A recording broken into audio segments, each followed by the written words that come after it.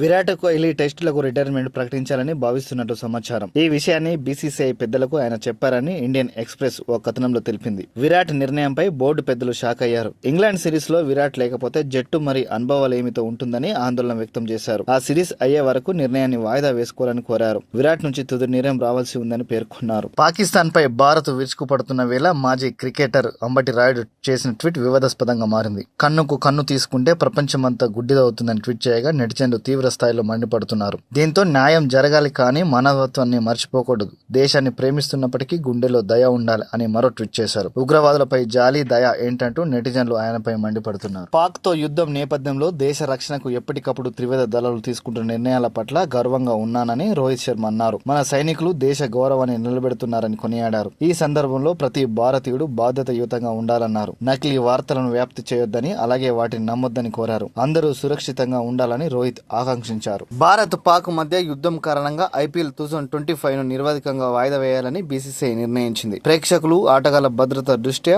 ఈ నిర్ణయం తీసుకుంది. ఇరు దేశాల మధ్య ఉద్రిక్తతలు తగ్గిన తర్వాత ఐపీఎల్ మ్యాచ్లను తిరిగి నిర్వహించే అవకాశం ఉంది.